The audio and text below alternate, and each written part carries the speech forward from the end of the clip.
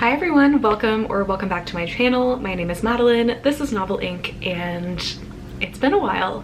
I don't want to dwell too much on it in this video. I'll put a timestamp below if you want to skip this little introductory portion, but I do feel like I need to address the fact that I haven't posted a video since August of last year, so that's almost 8 months. That's due to a variety of reasons, mostly just life-related reasons. Primarily just because I wasn't reading.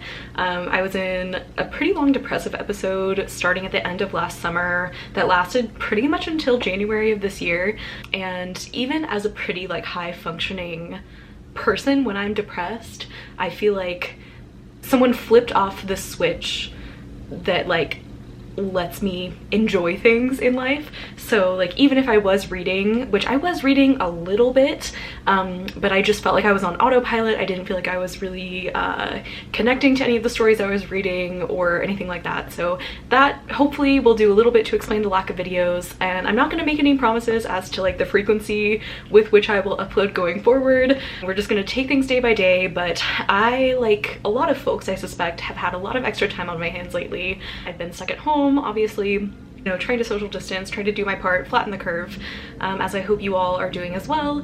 And with that, I've had a lot of extra time to read, and it's like that switch just flipped back on in my brain where suddenly I was enjoying reading so much. I felt a desire to keep reading, and I have finished 10 things so far in the, I guess we're on day 13 or 14 of social distancing, so that's pretty good for me, especially compared to the last year or so. I'm back on track with my Goodreads challenge, which is really exciting for the first time in a while. I just got the urge to talk about what I've been reading, and I decided to wrap up the first 10 books that I've read so far in social distancing. I've read some really incredible stories. I don't think I've read anything below 3 stars, maybe 3.5.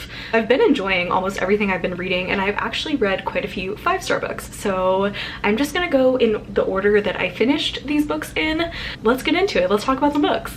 So the first book that I finished during this social distancing period, I actually started this audiobook the night when I started feeling really anxious about everything, before official quarantining and social distancing measures were implemented a couple weeks ago. I just started feeling this pit of anxiety, and I wanted to listen to an audiobook that was fun and lighthearted and would maybe help me take my mind off things. And my friends Chelsea and Jane had both read The Bookish Life of Nina Hill by Abby Waxman last year and really enjoyed it, and it was available from my library, so I decided to pick it up, and I'm really glad that I did. This is a really charming, kind of whimsical, magical without actually having magical elements adult rom-com about a woman named Nina Hill who lives in Los Angeles and works at a bookstore and is very book oriented. I really enjoyed this story. It was charming and fun and whimsical without feeling too try hard. I feel like it captured Los Angeles really well, and I know my friend Chelsea, who lives in LA, really liked the portrayal of Los Angeles in this story, and it was just nerdy and fun, and like I say, it just had this sense of whimsy about it that was really refreshing. I really enjoyed the main character Nina Hill's sense of humor, and I would definitely read more from Abby Waxman in the future because I really ended up enjoying this. It was the perfect read at the perfect time for me. Shout out to my friends for recommending this to me, and I ended up rating it 4 out of 5 stars. The next thing that I finished during social distancing is actually a book that I started way back when it came out, Tuesday, March 3rd. I was so excited about this book, and then it took me 2 weeks to read it. That book is, of course, Chain of Gold by Cassandra Clare. If you are somehow unfamiliar, this is the newest installment in Cassandra Clare's Shadowhunter world. This is the first book in a new series set in that world, and this follows the descendants of the main characters of a previous series. I said descendants. I guess all of the Shadowhunter books follow the descendants of the Infernal Devices series. This follows the children of the protagonists of the Infernal Devices series, and it is set in Edwardian London at the turn of the century. I have such mixed feelings about this book, and I think I'm maybe in the minority on this book because while I did enjoy it, I was bored. I really just found the pacing to be a little bit off in this one. I've actually really enjoyed, over the course of Cassandra Clare writing the Shadowhunter books, I feel like they've become less plot driven and more character driven, and I think this book did that kind of to the extreme. the plot points that happen felt really weirdly spaced out in the story, and it's definitely trying to be more character driven, but I don't know that it really succeeded in being more character driven, because I feel like at the end of this story, even though we've been following these characters and not a ton of actual action and plot has been happening, I still feel like the majority of what I know about all of the main characters in Chain of Gold comes from previous like novellas and things that I have read about these characters. I don't feel like this book itself gave me a good sense of who these people were and why I should care about them. I feel like all of my attachment to them, for the most part, came from like I say, previous stories and novellas that these characters had kind of appeared in.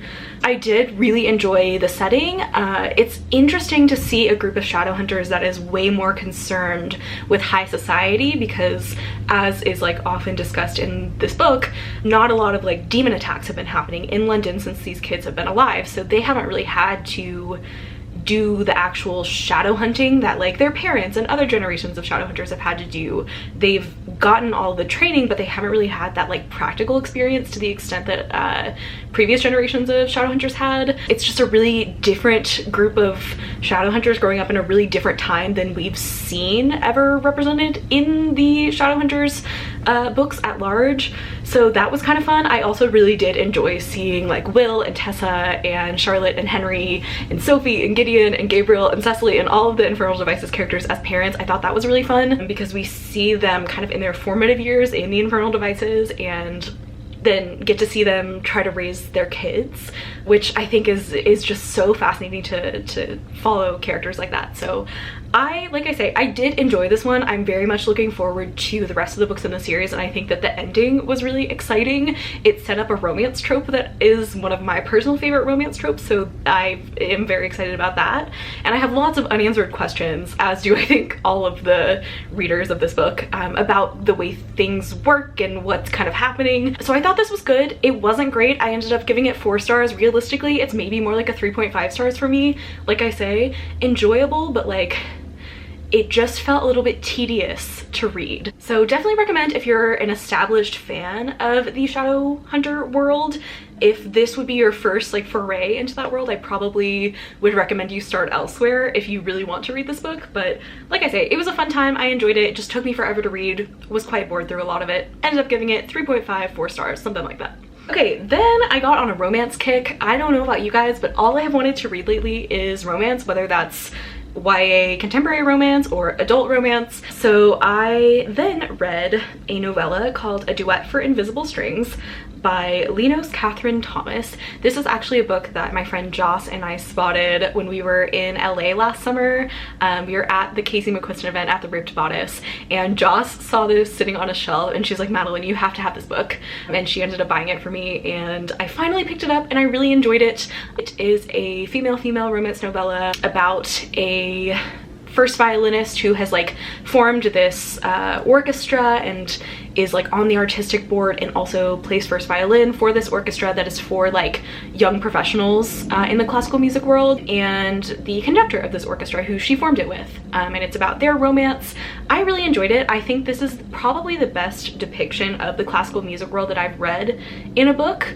It's a very complex and interesting and weird and sometimes cult-like world, and I feel like this book really captured that world that I personally have lived in for most of my life very well. The romance was also very cute. It's super short, so there's not a ton of development. I almost would have liked to read more about these two characters. Like, I would definitely read another book about these characters for sure. Fair warning though, I was not expecting this. There was a bit of like a speculative twist to this story. I don't want to give a lot away, but a bit of a speculative twist that kind of threw me for a loop and that I really was not expecting going into this. So just be aware of that going in. It didn't really hinder my enjoyment of the story, but it did come out of left field a little bit for me because I just did not know that going in. So just fair warning, but I really enjoyed this. If you're looking for a cute female-female romance about musicians, I would definitely check this one out. I ended up giving it 4 stars. Then I buddy read a book with one of my favorite people and one of my closest friends on BookTube, Emma from Emma Tobias. I really love buddy reading with Emma. She's one of my favorite people to read books with. And we also have quite similar taste. We decided to pick up an arc that we both had that we were very excited about, and that was Something to Talk About by Meryl Wilsner. This is getting a lot of buzz. It's actually the first female-female romance that Berkeley Penguin's like big romance imprint is publishing. So that's pretty exciting. It's about this famous actress and show writer and her like assistant who kind of get into a compromising situation on a red carpet, and suddenly the tabloids think that the two of them are dating, and the story just kind of takes off from there. I did really enjoy this. I will say it flew by. It was very compulsively readable, and I think that it handled some of the like Hollywood themes that it discussed really well. There's a particular plot point that I thought could have felt very cheap, but instead it felt very timely and very like well done, and it felt like the author approached it with a lot of care, which I really appreciated, trying to be vague to avoid spoilers. And I did really like feel the chemistry between these two. However, I wish that the two of them had gotten together sooner. That's a personal preference thing. Like, I tend to be a person who likes romance where the two protagonists get together, I don't know, midway or like at least 75% through the book, and we get to spend a little bit of time with them together. The two characters in this book got together kind of at the very end, and we didn't really get to spend a lot of time with them as an actual like realized couple. And I see why that was done, and I think the author made a very smart choice in doing it that way in this particular story. Again, trying to be vague to avoid spoilers. But I just wish that I got to spend a little bit more time with like them as a couple. But overall, I really enjoyed this. I thought that the representation was really good. Our main character Emma is bisexual, and then our other main character Jo is a lesbian. But if you're looking for like a slow burn sapphic romance with a Hollywood setting, I would definitely recommend you pick up this one. Very happy that this book exists and that mainstream publishers are picking up more FF romance.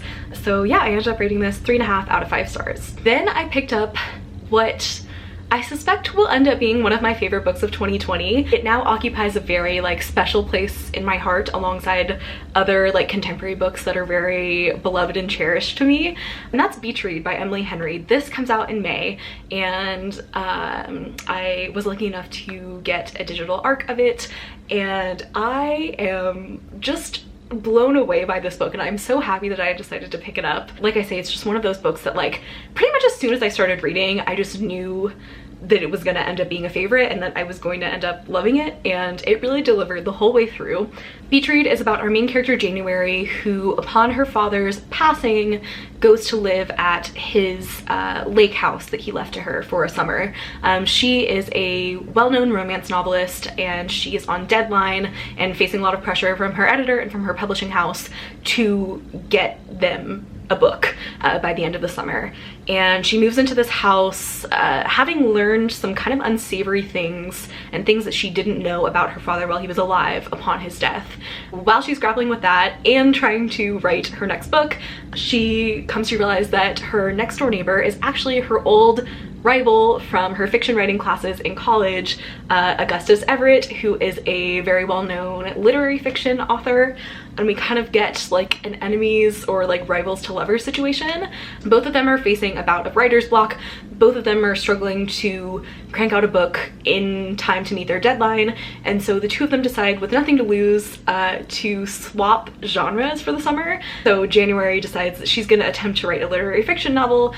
Gus decides he's going to attempt to write a romance, and the story just kind of takes off from there. The two of them kind of tutor each other in writing their genre specialty, and this was just so perfect in every way. Like, it's so rare for me that a story gives like the exact right amount of time to like each component of the story. So like, I really felt like in Beach Read, each plot point, so January's romance, her family stuff that she's trying to work out, her own personal journey, her friendships, her book writing process, I really did feel like each plot point got like the exact amount of time that it needed and the exact amount of resolution that it needed. It was just really well executed.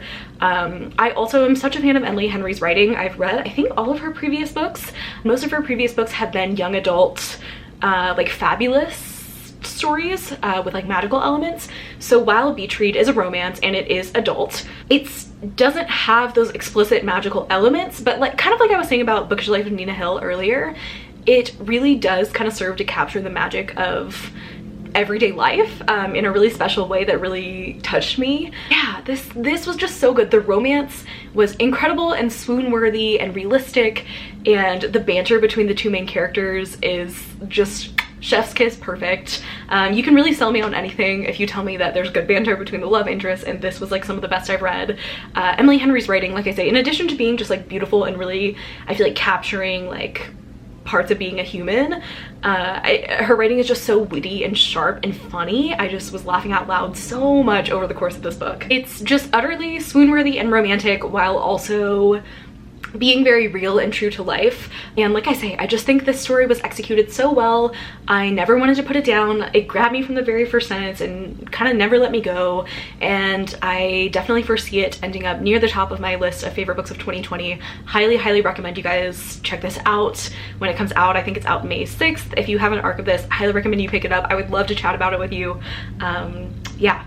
Definitely a favorite, new favorite, and obviously I gave this 5 out of 5 stars. After that, I listened to 2 nonfiction books on audio that actually both also ended up being 5-star reads for me. So I had 3 5-star reads in a row, which was kind of wild for me. The first of those was Untamed by Glennon Doyle. Shout out to my mom because we share like an Audible account, and she had bought this on Audible, so I just got to kind of mooch off her account and listen to it. I'm so glad I did.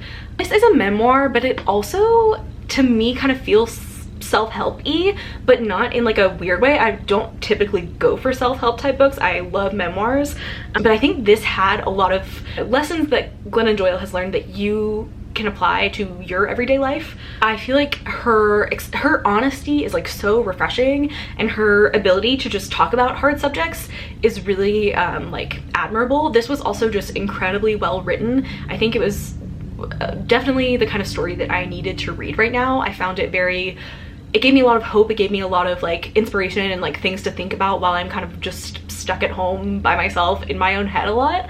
It's like messy and powerful and empowering and just unapologetically beautifully human.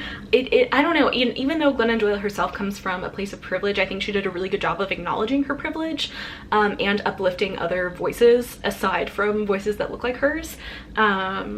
I just loved this so much. I'm struggling to find the words to describe it, but I think that pretty much every woman that I know would get a lot out of this book. I just think there's a lot that pretty much everyone can take away from this story, and I highly, highly recommend picking it up for yourself because I'm not doing a very good job of describing it, but it was fantastic, made me cry many times, gave me a lot to think about, and ultimately like made me feel very hopeful and empowered. So definitely recommend checking this out. Of course, obviously I ended up rating Untamed 5 out of 5 stars. Then I picked up another nonfiction book that ended up being a 5-star read for me. That was Know My Name by Chanel Miller. I can't believe I waited this long to pick this up. I think this is definitely the kind of book that you really have to be in the right headspace to read, and I think after Untamed especially, I was like really in a good headspace to like absorb the story. I listened to this on audio, which I definitely recommend doing because Chanel Miller herself narrates this audiobook. And if you are unfamiliar with Know My Name, it is a memoir by Chanel Miller, who was the victim in a very high-profile sexual assault case back in 2015-2016, and BuzzFeed actually published her statement that she read in court, and it kind of went viral and sparked like this whole national conversation and global conversation about rape and rape culture and sexual assault. So obviously like the subject matter in this book is intense and not something to be taken lightly. This is why, like I say, I do think you have to be in the right headspace to read this book, but God, Chanel Miller is just such an incredibly gifted writer. Obviously her story is, you get to hear pretty much every part of her story from like the actual night of her assault to like all the way through the court process to afterwards, and just like trying to deal with this trial and also like be a person at the same time, and also like dealing with the trauma from this assault. It was really, really beautifully told as well. Like not only is Chanel Miller's story itself powerful, but the telling of it was so, so powerful. Her voice is just like some of the best writing that I've read in a very long time. What I really appreciated about this is that Chanel Miller really sheds light on this like broken system that we have, and how rape culture and sexual assault is kind of pervasive in all facets of society, including our court system. And so it really does show how like the culture at large kind of breeds this kind of behavior. And I thought that that was really powerful. I thought her experience was absolutely heartbreaking, and the hoops that victims have to jump through to get some sort of justice is really upsetting. And like I say, it was just such a well done story. If you've been thinking about reading this and you're in a good headspace to read this story, I highly, highly recommend it. And like I say, very much recommend the audio as well. I thought that it was just very well narrated, very beautifully told, and I'm so happy that I finally read this. I definitely, again, see this ending up on my favorites of the year list, and of course I rated this 5 out of 5 stars. Then I read the only physical book that I've read so far on this whole list, I think. This is another ARC. This is a book that comes out in April 7th, I think. This is What I Like About You by Marissa Cantor. This is a young adult contemporary about a girl named Hallie who runs a YA book blog that's kind of gone viral because she makes like recreations of book covers on like cupcakes. She has this blog, One True Pastry. It's a bit viral, and she kind of keeps that whole life separate from her actual life. So she writes her blog under an alias, and she herself, Hallie the person, not Kels the blogger, she moves to a new town to live with her grandparents while her parents are filming a documentary in Israel. And come to find out, her online best friend, who only knows her through this alias, doesn't know what she looks like, doesn't really know a lot about her personal life, lives in this town that she moves to. So she has to grapple with the fact that she knows who this person is and he does not know who she is. This was such an interesting premise, and I really enjoyed this. Like, I found it very easy to read. I will say, if you are a person who gets easily annoyed at protagonists in young adult books, or who, I don't know, just thinks that protagonists in young adult books like don't make good decisions or whatever, like you should not pick this up, because I love reading about flawed protagonists in young adult, so like I definitely don't mind that, and I didn't mind it in this book. But this is definitely a book where you will be stressed about the decisions that the main character is reading, like no doubt, especially if you're an adult who has a little bit of like perspective and maybe like a few more years under your belt. Like, you will be stressed out by this main character's decisions. I'm just warning you now. It was like a very stressful reading experience at times, but I also like just wanted to keep reading to see how it all resolved. There's also a lot of lying on the part of the main character, so like I say, I just know a lot of people have issues with those things, so I'm just trying to warn you going in. It didn't really deter my enjoyment of this book. I thought that the romance was cute. There was some really good Jewish representation in this book, which I believe is Own Voices. Not 100% positive, but I believe it is. And I really enjoyed like the friendship dynamics in this book. The main character went through a lot of like personal growth, obviously, throughout the course of the story, which I really enjoyed. The portrayal of the online book community was like equal parts like accurate and like made me have all the warm like book community fuzzies, and also like a little bit idealistic. Like I just don't think a book blogger would have like the following and the engagement that Kels has, just like as someone who has been a blogger for many years. That felt a little bit unrealistic, but for the most part, like, I really enjoyed this. If this is a premise that appeals to you, and like I say, if you won't like berate the main character for being a teenager who makes some poor decisions, you should definitely check this out. I really enjoyed it, flew through it, and it's definitely a fun like spring summer YA contemporary read. I ended up giving it 3.5 stars. Next I read another adult romance. Actually, I think this is maybe classified as new adult because the characters are in college. I picked this up solely because Chelsea from Chelsea Darling Reads, my best friend, mentioned this in her most recent video about books that she's excited to read during this self-isolation quarantine period. I had not previously heard of it, but it immediately appealed to me. I haven't even said what the book is. It's called Only When It's Us. It's by Chloe Lease. This is a self-published romance, I believe. I was able to get an ARC through NetGalley. It was Read Now for me on NetGalley. I don't know if it still is. Just throwing that out there in case any of your reviewers who are interested in this book. What appealed to me about this and what made me download it immediately was that the main character is a women's soccer player, and it's set in college, and it's a romance between her and this guy in her class who is her rival, kind of like her frenemy, but then things eventually develop between the two of them. I enjoyed so much about this, and then there were other things that I didn't love about it. I will say, like, as the biggest women's soccer fan in the book community. I'm just gonna throw it out there. I thought that the soccer stuff was actually quite well researched, and like I was very impressed. There's discussion about like the pay inequity in the NWSL, and the women's college soccer scene in this book was actually very accurate and like very close to reality. Like the teams in this book that were in like the playoffs are the teams that like in real life are great women's soccer schools. So that definitely made me happy. I feel like the author definitely did her homework on that, which as a WOSO fan of like 10 plus years made me really happy. The main character in this book actually plays at UCLA, which is one of the best like women's soccer schools in the country, so that was cool. The romance itself I enjoyed. It was kind of like a stereotypical romance in a lot of ways between like this like soccer star girl who's about to be the next women's soccer star, but she's also really hot, and she has her guard up because of like things that have happened in her past. And then, you know, the guy is this like tall lumberjack type, and the main love interest in this book is actually deaf. I cannot speak to the quality of that representation because I myself am not deaf or hard of hearing. I would be very, very interested to read some Own Voices reviews.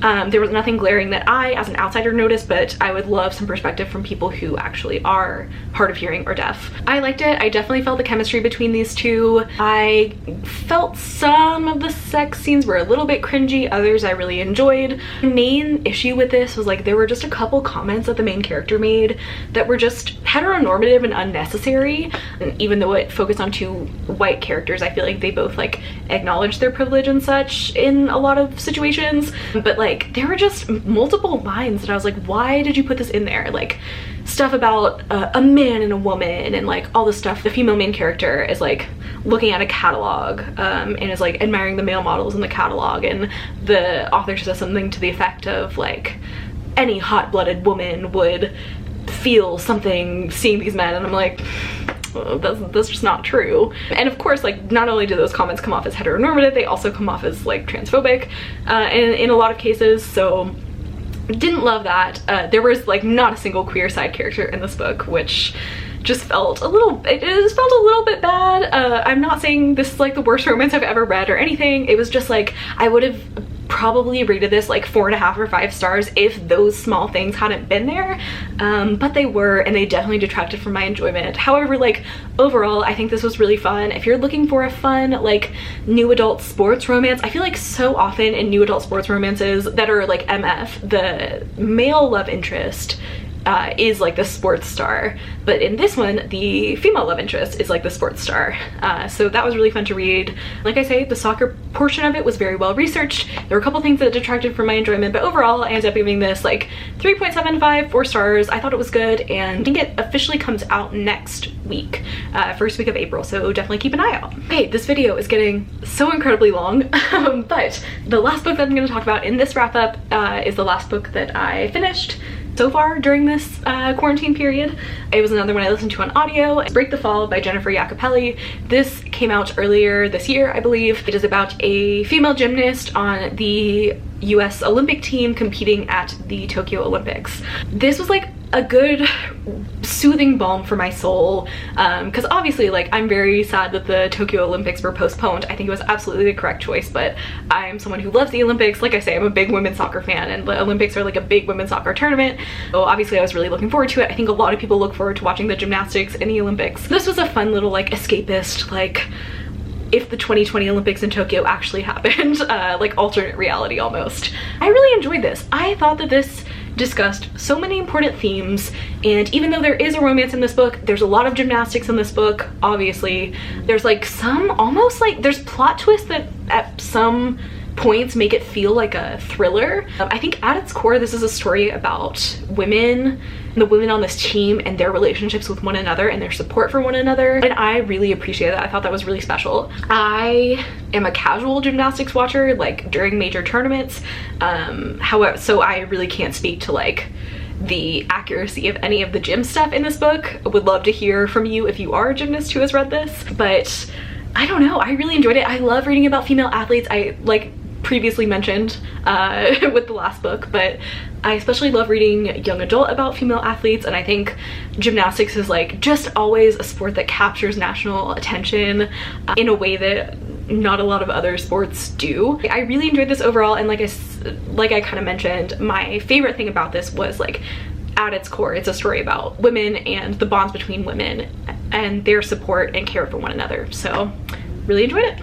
With that, that is the end of this quarantine wrap-up part 1. I would love to keep doing this. Like I say, I'm not going to make any promises on the frequency of my uploading in the future, but I had a fun time talking about these books. Would love to hear in the comments below what you have been reading, or if you've read any of the books that I have mentioned. I hope you're all safe and well and making the best of the current situation, even though it's not the easiest. Feel free to reach out to me if you ever need someone to talk to about anything during this time. Thanks for watching. If you've watched this far, I really appreciate you. I'm excited to be back talking about books with you. And like I say, I would love to chat with you guys in the comments. I've really missed that community aspect of BookTube. So again, thanks for watching. All my links will be down below if you want to follow me or be friends anywhere. And hopefully I will talk to you very soon in another video. Bye.